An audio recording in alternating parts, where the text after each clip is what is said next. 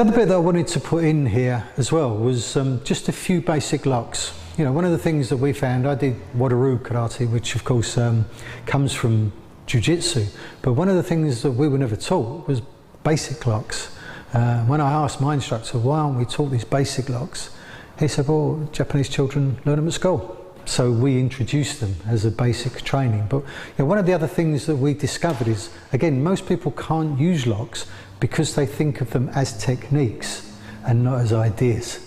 So what I want to try to do, I'm going to show you just some basic locks, ways of practicing them, and then put them into a bit of fluidity training to show how and where they could be used, particularly in close.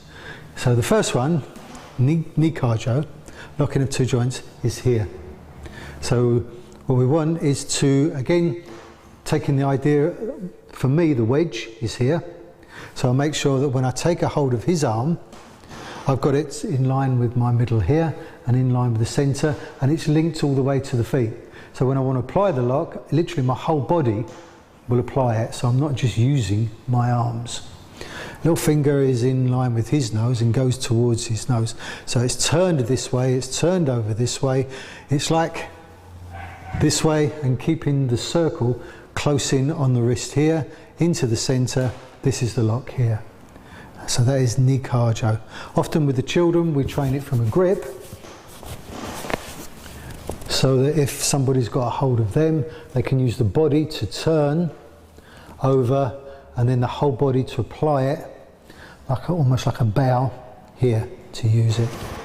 The second one is the arm bar, and this one is turned over this way, applied onto the point of the elbow. Now again, as you can see, I'm keeping my wedge, and when I turn, I'm using my feet so that still my arms are connected to the body to be able to apply it and take it down to here. If I wanted to take his head to the floor, I'd turn it till the point of the elbow goes to the floor and just press, and that would take him down from there. Those of you that are used to this rub on the triple warmer here, this can also be applied to make his legs give way, because it feeds the nervous system to say that the arm's going to break, so the legs would give way. But we take it through here for the lock. Then from here, continue the turn into Sankajo. So here, here, and here. And it's the twist, bringing it alongside the body here, that lifts him up and gives him the pain. Okay, and the last one, Kotagaeshi, wrist circle. So keeping it again in tight to the wrist, and turning will throw him over and down from there. So you know, they're the basic locks. Now we use them in like a little form or kata. So we will go from here, we will go one. Now he'll try and get out of that way, so it takes him to the second one. He'll try and get out of that by bending the arm, which takes him to that one. And he'll try and get out of that one by turning that way, which takes him naturally into that one. So you've got a nice little sequence of apply, apply, apply, apply. So you can see he's putting himself into each lock. And essentially the idea of locking is that's what we're looking for. Now in a later DVD we will focus very much on pushing hands, because we use a lot of pushing hands to get the fluidity of movement and to deal with this point of contact, this G point, this point where we touch here. So we use, if we've got the 4 ukes here of Jodan, Soto, Uchi, Gedan Baraya. So just pushing on these basic movements means we've got the contact, we've got him giving energy in. So now I can use it. So this would be, like for instance, even if he's punching, getting used to being able to take the energy and blend with the energy to be able to make it work. So if we're pushing hands, his push, as he pushes, takes me into the lock. As he pushes, his push takes me into the lock. So here, so pushing, let it build up, it can be a little bit harder with the push. His energy takes it to the lock.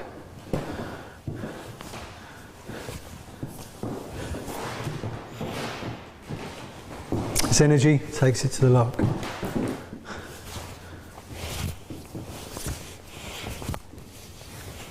We've got 1.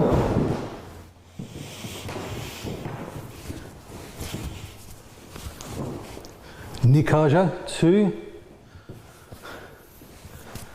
Here's your Jimmy, 3. Push a bit harder, that's it.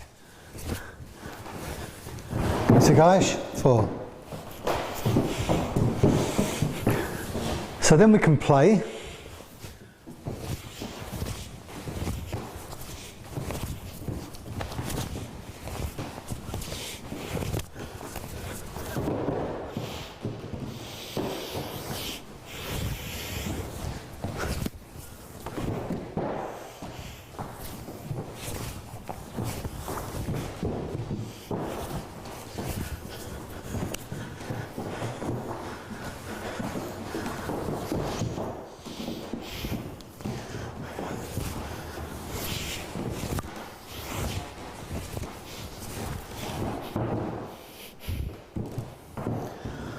And we can also allow him to try and escape from the locks.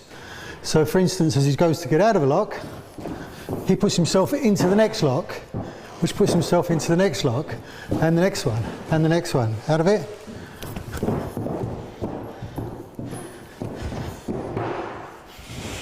So we've got a fluid way of using it as a sensitivity type training, as however he goes to get out of it,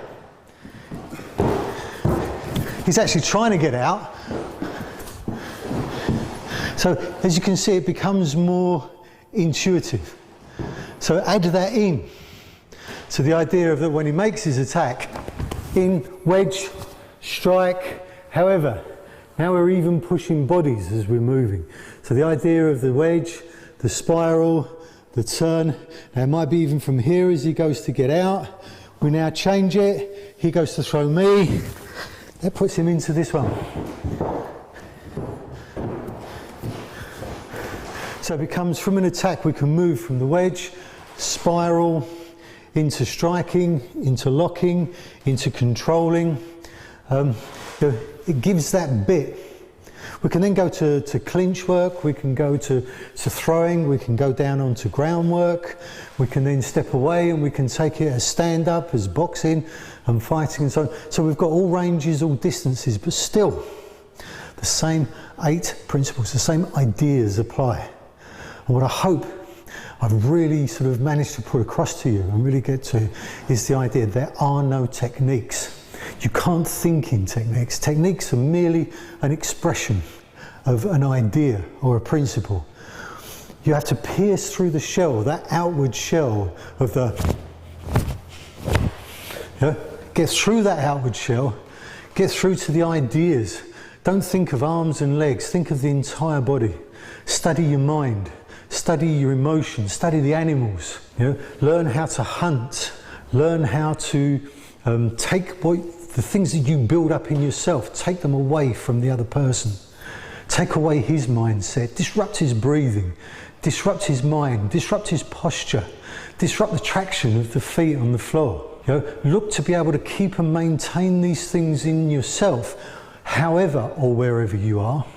And if it's taken away from you, you've got to want to get it back, like a drug addict wants their next fix. If he pulls me and he's got me off balance, the moment I feel it going, I've got to want to regain it, more than anything else. And once I've got it, I want to take his away from him to be able to control him. So the idea of having this sensitivity, having this control, being able to use the ideas, whatever martial art you do, it will make it work. So if you do Aikido, if you do Kung Fu, the same ideas, they're not unique to me. I didn't invent them. I just simply put them together to say these are the things that you should be studying. If all these things are in place, whatever you do is right. It's a technique. If any of them are not in place, it ain't going to work. Thank you.